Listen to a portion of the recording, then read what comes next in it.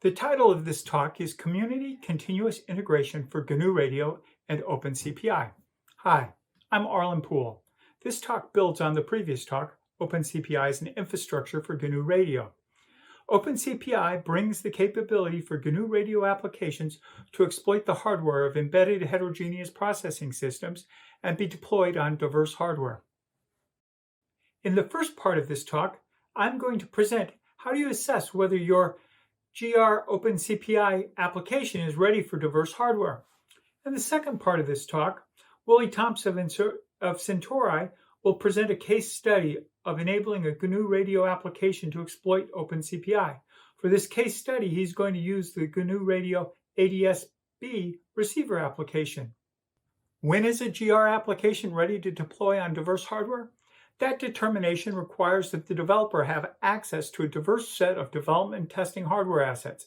In most nearly all cases, the developer will not have direct access to a variety of different hardware configurations. In seeking to address this issue of developer access to a set of diverse hardware assets, the OpenCPI team has a roadmap with two CI facilities. The first is a dedicated CI hardware test center for continuous testing, and that's separate from the dedicated development lab to support OpenCPI and software and support platform development. The focus of this talk will be on the Community CI Test Training Lab. As I mentioned on the last slide, we have a dedicated CI hardware test center for OpenCPI continuous testing. Continuous testing for both OpenCPI and supported hardware platforms. This is a dedicated CI hardware test center that exists today. It's a stable, lights-out resource with configuration control. Hardware-in-the-loop testing is being added for additional supported platforms, and testing scalability is provided using AWS. Assets include supported hardware devices and platforms, the required versions of software tool chains and simulators, and supported versions of operating systems and system software. OpenCPI's CI testing strategy exploits OpenCPI's heterogeneous unit test system, uses Gitlab's CI tools, and baseline testing is kicked off by commits and merge requests. Full build and tests are performed on weekends, and this delivers a continuous test coverage for OpenCPI software and gateware on all supported hardware. As I mentioned a bit earlier, the OpenCPI roadmap includes a community CI test and training lab. The first instance of this community resource is the GRCon20 OpenCPI workshops. We're standing up this workshop lab as an initial dry run to the community, and the workshop lab is populated with 20 plus of the analog devices, Plutos, an EDIS E310, and Linux servers. There's remote access is controlled through a VPN. This is really a prototype for our community resource. We're gaining experience with both requirements and implementation. After GRCon20, we will transition to a more complete capability and have policies for access control and scheduling and populate it with additional hardware. The ultimate objective is for assets to include all supported hardware plus third-party provided hardware that's either co-located or remote. This provides community-controlled access to third-party provided hardware. This community CI test training lab will provide different benefits to different stakeholders in the GR OpenCPI community. The stakeholders who will benefit include GR block and OpenCPI component developers, application developers, prospective users and projects, and also hardware vendors and integrators. Now I'm going to address how each of these parties will potentially benefit from access to a community resource. The benefits for GR block and OpenCPI component developers' access to a community CI test training lab is that it allows the testing of blocks and components on a diverse set of hardware that they may not otherwise have access to. This helps ensure overall portability, and developers can perform both unit testing and development and testing of example applications. It also allows testing across multiple processor architectures and configurations to characterize both performance and resource usage. The benefits for application developers of a community CI test training lab is that it allows them to test applications on a variety of hardware configurations. It allows experiments to be performed with different hardware configurations, such as a general purpose processor and FPGA implementations, to assess performance and resource usage. This improves the readiness to support future hardware configurations, as these experiments have provided additional insight into both performance and portability. The benefits for prospective users and projects of a community resource is it allows the prospective users to gain clarity into the supported hardware configurations and their stability, sort of a kick the tires. It also allows them to test available components on candidate hardware and do some experimentation with different hardware and hardware configurations to understand what may be most suitable for their application requirements. It also gives them an insight into performance and resource usages. The benefits of community resource for hardware vendors and integrators is that by providing access to their platforms, hardware vendors can ensure that their platforms get tested and characterized as both GR and OpenCPI evolve and as their hardware evolves. Prospective users then can assess the vendor-provided hardware, and applications can be characterized on custom configurations and platforms created by system integrators. In summary, the Community CI Test and Training Lab is going to provide benefits to the overall GR OpenCPI community. The use of the Community CI Test Training Lab enhances the readiness of GR OpenCPI applications to support diverse hardware. Now I'm going to turn it over for part 2 of the talk for an OpenCPI case study, which will be presented by Willie Thompson of Centauri Corporation. He's going to talk about enabling the GR ADS-B receiver application to exploit OpenCPI. Hi, my name is Willie Thompson. I'm a senior cybersecurity engineer from Centauri. I will be presenting our OpenCPI case study for the ADS-B receiver. This briefing serves as a primer for a detailed discussion, a part of the OpenCPI workshop. Over the last several years, ADS-B has been used as a good reference design to demonstrate different GNU Radio applications. The key aspect for the receiver is being able to detect the preamble and then demodulate the post-position modulation. For our design, we'll be concentrating on the 180-bit mode S message. The fundamental question for this community is why OpenCPI? OpenCPI provides a flexible framework for component-based design using multi-layer specification for components and workers and interface specification for custom protocol design. In addition, it supports heterogeneous operation. You can design for GPP, FPGA, or GPU. And lastly, OpenCPI supports deployment across new platform types. This allows for the optimization of algorithms for increased performance. The primary goal for this case study was to translate a GNU Radio implementation of the ADS-B waveform to a OpenCPI embedded device. During this process, we was able to develop Rcc and Hdl component libraries to support heterogeneous operation of the waveform. In addition, we leveraged the OpenCPI system support projects that support several platforms, including the E310 and the Pluto SDR. The hardware demonstration will be a main focus in the OpenCPI workshop that will be given later on in the week. The first step is the OpenCPI component definition. For our use case, we actually concentrated on a one-to-one relationship between the Rcc and Hdl Worker implementation to support heterogeneous operation. But this is not always the case. It really depends on what type of deployment strategy you will have on the embedded system to dictate what type of workers you require for the different components of your waveform. During the OpenCPI component definition, there's two levels that you have to define. The first level is the OpenCPI component specification.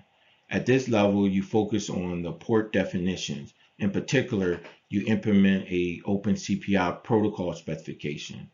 This specification defines the opcode, format, structure, data bus of that interface. Each interface can have the same protocol specification or can have a different protocol specification. In addition, you actually define your component level properties. These properties are properties that are associated with both type of workers, RCC and HDL. The different worker types can have additional properties and parameters defined. And that definition specification is called the OpenCPI worker description. The worker description for the HDL is very important. In particular, for the HDL workers, you have to define your port width, which is not the case for RCC workers. So you definitely will have to define your worker description interface attributes for each port width, bus width that you use for your input or output or any interface that you have with your HDL worker. Lastly, we actually did a data rate analysis doing this component definition because we were really interested in heterogeneous operation, and based on the different worker types, you may have bottlenecks that you have to take in consideration when going from a RCC worker to a HDL worker. So we strongly encourage you to do some initial data rate analysis doing the component definition. As you can see with the diagram above, we actually highlighted the samples per symbol throughout our algorithm. We actually defined the component level specification. Each of these may have additional worker description definition associated with them. In addition, we are looking at Q15 data notation throughout our algorithm for the ADS-B. Next, I will highlight the Rcc development for our case study. Here is the basic anatomy of a RCC worker, which consists of three main elements: buffer management, the work implementation, which is the run method of the RCC worker, and then finally the work return value, which is a RCC result data type. For buffer management, we initialize pointer to the buffer object associated with each interface. Each buffer object has several methods associated with it. In this case, we're using the size method to attain the buffer size of the input buffer to be used during the work implementation. For the work implementation, we need to process several opcodes associated with the protocol specification. The main opcode for this worker is the sample operation, as shown within the case statement code. For the sample operation, we simply multiply the input buffer values by a constant. This constant is a property of this worker, and we obtain the value of that constant through the properties method of the worker. For the other opcodes, we do nothing. We simply pass the input buffer to the output buffer for further processing down the line. Lastly, we must return a value for this worker. The RCC result data type has several values. The three we highlighting here is the RCC advance, which advanced the buffer to be used again. So the output buffer is processed out of the worker to be used downstream, and we obtain new data within the input buffer. The RCC done actually enters the worker into the finished state. Lastly, RCC advance done actually advance the buffer and enter the worker into the finished state. For our case study, we actually leverage all the work implementation of the GNU Radio library. Next, I will highlight some key aspects of our HDL development. Our HDL worker design methodology is based on a OpenCPI wrapper scheme. This wrapper scheme allows us to use standard VHDL development flow for the work implementation. Once the work implementation has been verified, that code can be wrapped into a top-level design. The top-level design focuses on the OpenCPI integration, which is primarily worker operation control. OpenCPI operation control is based on several metadata signal. For this design, we have a do work signal that is conditioned by data validity and work availability. In particular, we are using the valid signal associated with the input interface to indicate that the data is valid for operation, and we're using the ready signal associated with the output interface to indicate that the data can be accepted by a downstream worker before we actually do work.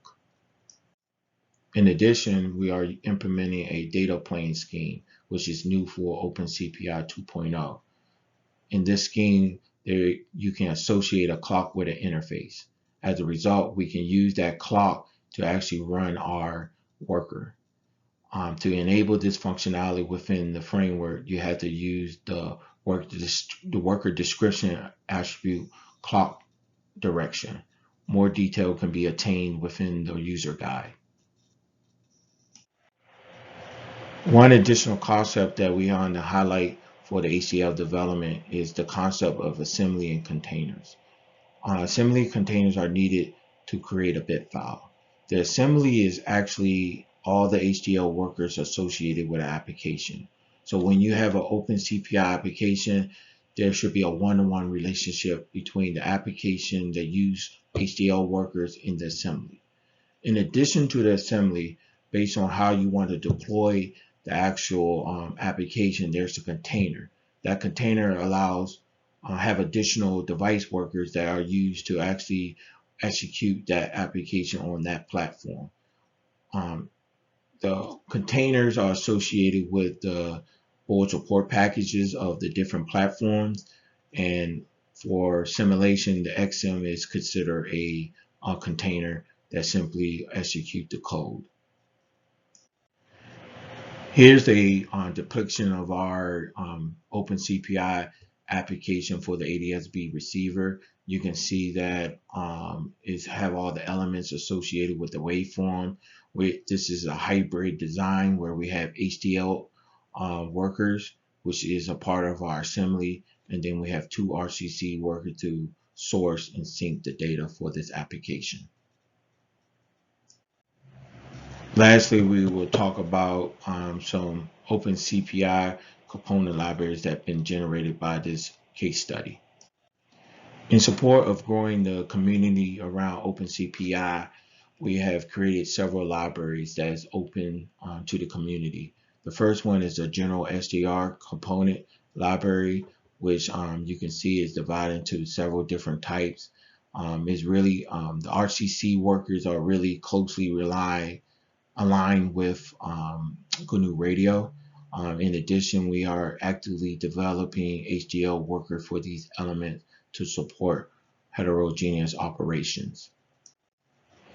In addition, we have two application-specific libraries associated with this work.